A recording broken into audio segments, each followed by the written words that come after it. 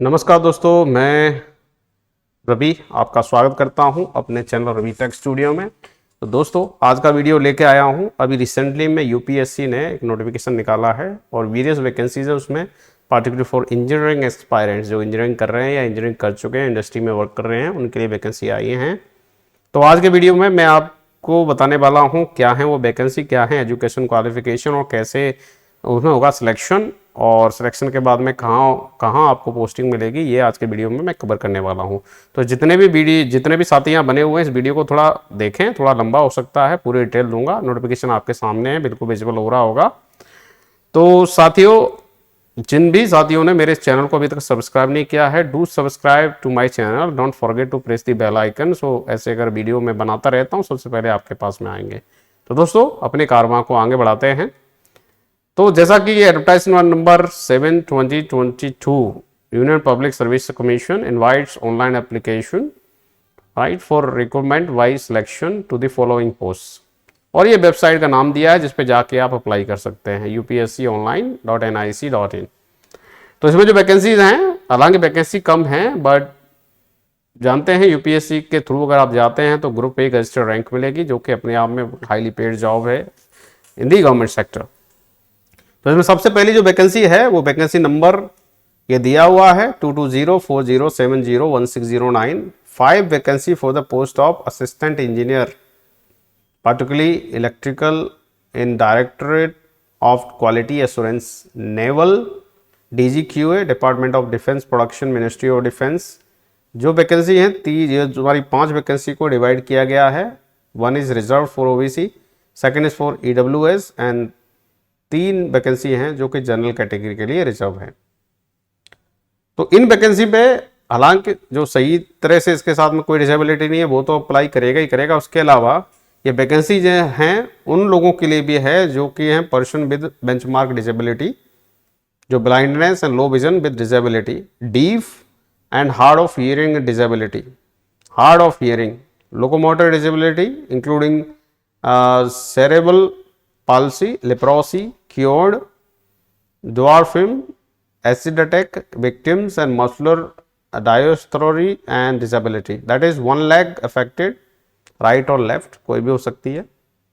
तो साथियों, उनके लिए भी है जिनके साथ में डिसेबिलिटी हो चुकी है, मिसहैप हो चुका है, वो लोग भी अप्लाई कर सकते हैं। और ये पोस्ट परमानेंट है, general center services group B gazetted non ministerial. इसका पे पैकेज अगर देखें तो पे बैंड में आता है 7th पे एज पर दी 7th पे कमीशन, और इसके लिए जो एज है मैक्सिमम रखी गई है 30, बट इसके अलावा थोड़ा सा एज रिलैक्सेशन होता है। जैसे SC ST में है तो 5 इयर्स का मिल जाता है, ओबीसी में तो 3 इयर्स का मिल जाता है, और जनरल के लिए कोई भी एज रिलैक्सेशन है नहीं। एसेंशियल क्वालिफिकेशन इस जॉब के लिए है आपके पास में डिग्री होनी चाहिए इन engineering in the respective branch, that is electrical और इलेक्ट्रॉनिक्स। इसके अलावा एक्सपीरियंस भी मांगा जा रहा है आपके पास में। अगर प्रैक्टिकल एक्सपीरियंस है 2 साल का क्वालिटी एश्योरेंस का और quality control, production, manufacturing and testing of engineering equipments including knowledge of various standard and their interpretations, ये एक्सपीरियंस है, ये डिजायरेबल होता है। मतलब अगर है then well and good, otherwise well and then you qualified हैं। अगर और किस तरह का एक्सपीरियंस है वो भी कंसिडर किया जा सकता है।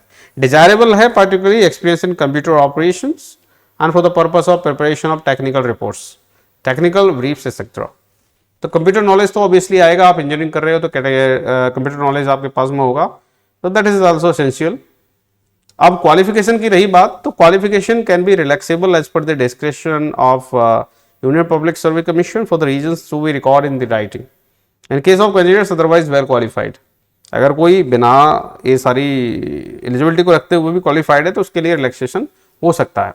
अब ड्यूटीज की बात करें तो इसमें जो ऑफिसर होंगे वो रिस्पॉन्सिबल होंगे क्वालिटी एश्योरेंस के लिए, acceptance inspection of equipments and stores, defect investigation trials, vetting of draft incident and agreement, supply और sampling plans, liaisons with production units, removal of bottlenecks and suggesting method of improvement of quality.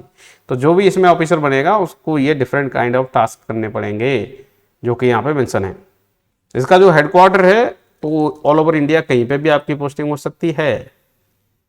Any other condition, अगर कोई और condition है तो candidate recruited for the post will be covered by the new contributory pension scheme and the candidate selected are required to join immediately. तो उनको तुरंत join करना पड़ेगा। अगर ज्वाइन नहीं करते हैं तो जो शॉर्ट वेटिंग लिस्ट होगा उन लोगों को चांस दिया जाएगा। तो ये तो पहली जो वैकेंसी है उसके बारे में मैंने आपको बताया, जो कि है क्वालिटी एश्योरेंस इंजीनियर्स, 5 वैकेंसीज हैं। सेकेंड वैकेंसी है जो कि 2 वैकेंसीज हैं for post of junior technical officer integrated headquarter navy, director of civilian personal ministry of defence, जिसमें एक एससी के लिए है, एक ओबीसी के लिए। तो ये जो वैकेंसी है, जैसा कि पहली वैकेंसी में बोला था, जो पर्सन विद डिसेबिलिटी और सिग्निफिकेंट डिसेबिलिटी के लिए भी, बेंचमार्क डिसेबिलिटी से कहते हैं, उनके लिए भी एप्लीकेबल है। और इसका ये भी गस्टेड रैंक है भाई, नॉन मिनिस्ट्रियल, पे स्केल है level 10 in pay matrix of 7th pay commission.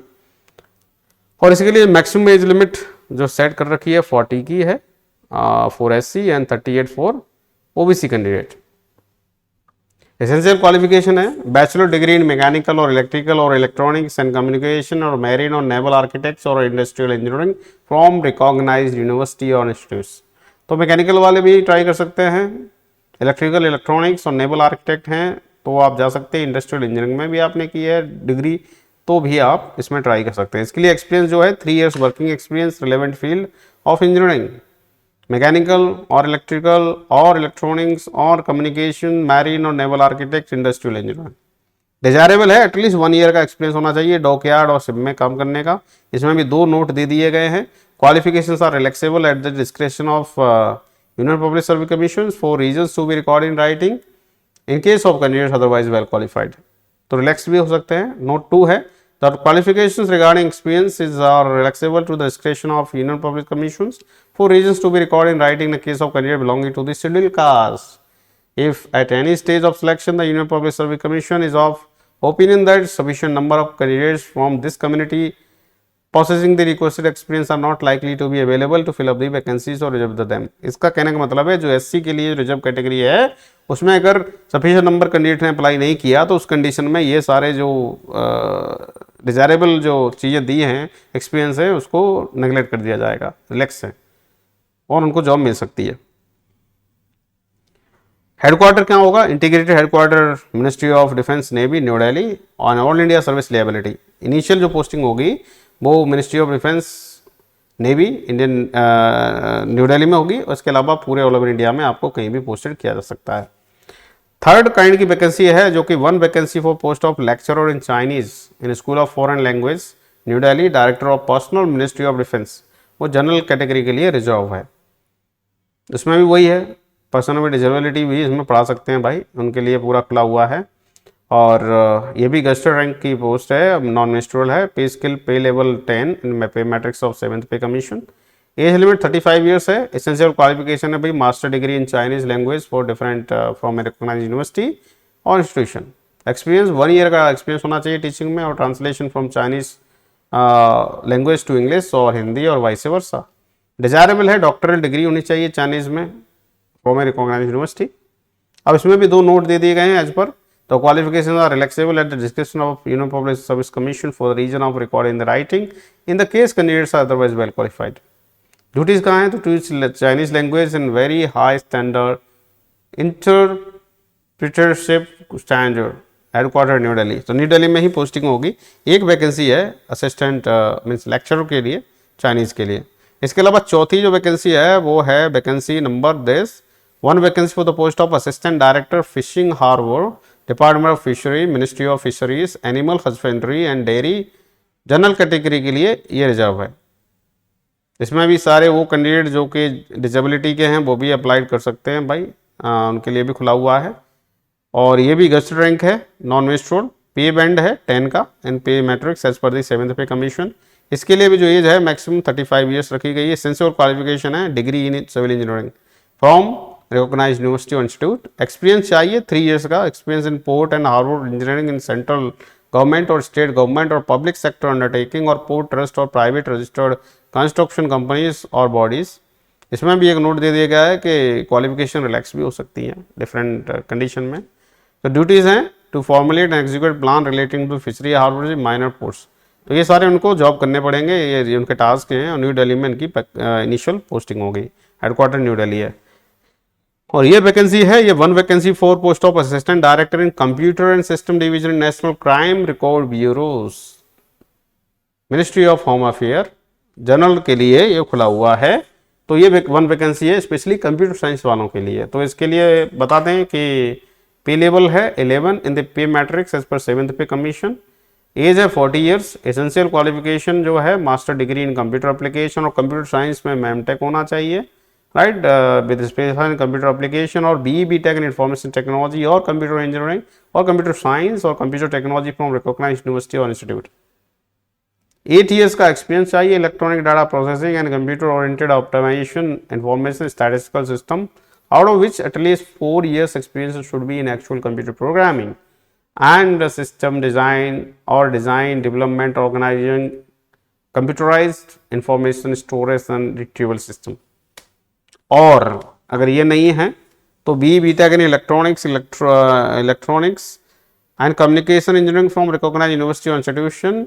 Second 10 years experience for data processing, computer orientation, optimization, information, statistical system, out of which at least 5 years experience should be in actual computer programming and system design or design development for reorganizing computerized information storage retrieval system।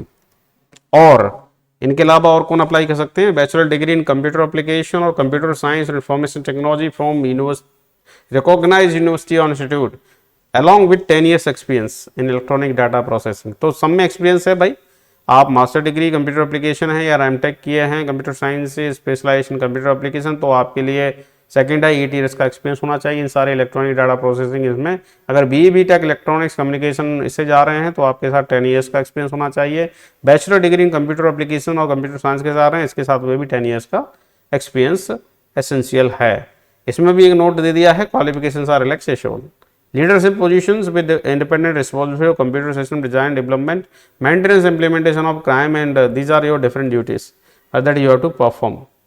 State और union territory में भी आपको posting हो सकती है। Database administration, large database, designing training modules for various level of officers in CCTNs, headquarter New Delhi है। Any other condition, degrees obtain through distance education mode should be in accordance with the territorial jurisdiction policy of UGC। कहने की बात है distance mode में आपने degree की है वो एज पर दी UGC होना चाहिए। जो ये वैकेंसी है last one vacancy for the post of assistant director engineering, ministry of port shipping and waterways, ये जनरल कैटेगरी के लिए है। और इसके लिए जो पे लेवल है वो 7th पे लेवल है एज पर दी 7th पे कमीशन। इसके लिए मैक्सिमम एज 30 years है। एसेंशियल क्वालिफिकेशन मांगी डिग्री इन सिविल इंजीनियरिंग और mechanical engineering from recognised university. तो इसके लिए 2 years का एक्सपीरियंस होना चाहिए। Design construction maintenance of civil engineering works including harbor engineering works or maintenance and operation of different types of cranes, diesel locos, marine engines, windshields and ancillary machines in a mechanical marine workshop organization। तो ये 2 साल का experience भाई चाहिए इसके लिए। तो इसमें नोट दिया गया है क्वालिफिकेशन यहाँ पे भी रिलैक्सेबल है अगर कोई एनफ कैंडिडेट नहीं आए। और ड्यूटीज़ क्या है? स्क्रूटनी करना है, scrutiny detail project of reports, feasibility reports, cost estimation, schemes related to major ports, monitoring of the progress of the sanctioned port projects, preparation of scrutiny of draft note of SFC, EFC, PIB, DIB, RCE and CCEA investment proposals, works related to committees and working group set up ministry, headquarter new Delhi. तो इसके लिए भी new Delhi में ही आपकी posting होगी। तो ये सारी पोस्ट हैं डिफरेंट जिनमें आप अप्लाई कर सकते हैं और ये हैं important dates. Closing date for submission of online recruitment application is 28th April। Last date है printing of completely submitted is 29th April 2022। Date of determining the eligibility for all candidates in every respect shall be the prescribed closing date of the submission of the online recruitment applications. The applicants are advised to fill in all the particulars in the online recruitment application carefully, as submission of wrong information may lead to rejection through computer based shortlisting apart from debarment from the commission. Date for which the interview on which the shortlist candidate is required to bring the printout of his or her online application form along with their documents at UPSC shall be intimated separately। तो देखिए साथियों, जो भी information भर रहे हो correct भरना, नहीं तो आपका जो एप्लीकेशन रिजेक्ट हो सकता है। और जब आप इंटरव्यू के लिए जाएंगे तो ये जो आपने भरा है फॉर्म में जो डिटेल, इसका एक कॉपी निकालना पड़ेगा, हार्ड कॉपी, और साथ साथ में क्या करना पड़ेगा आपको, अपने डॉक्यूमेंट्स भी लेके जाने पड़ेंगे। और ये इंपॉर्टेंट डेट्स हैं भाई, 28 अप्रैल तक अप्लाई कर सकते हैं और 29 अप्रैल को आप क्या कर सकते हैं, एप्लीकेशन को डाउनलोड करके प्रिंट करके रख सकते हैं। तो ये भैया आपको सारी डिटेल मैंने आपको बता दी है। और जो एज रिलैक्सेशन की बात कर रहे थे, SC ST के लिए 5 साल का और 3 ईयर्स का OBC के लिए है, तो आप भर सकते हैं। तो ये बहुत अच्छी गोल्डन अपॉर्चुनिटी है उन साथियों के लिए जो कि बिल्कुल रजिस्टर रैंक में और गवर्नमेंट के लिए काम करना चाहते हैं, इंजीनियरिंग बैकग्राउंड से हैं, तो आप अप्लाई कर सकते हैं। और बिल्कुल आपके सामने एज भी दे दी है। तो अगर आपको कोई और कन्फ्यूजन हो then you can write in the comment section. और साथियों, ये नोटिफिकेशन ऑलरेडी UPSC वेबसाइट पे अवेलेबल है, आप जाके बिल्कुल वहाँ से डाउनलोड कर सकते हैं। और अब ऑनलाइन एप्लीकेशन करने के लिए आपको जाना पड़ेगा www.upsconline.nic.in। तो साथियों, आज के लिए इतना ही। मिलता हूँ अगले वीडियो में एक नए एड्रेस साथ। तब तक के लिए नमस्कार, जय हिंद, वंदे मातरम।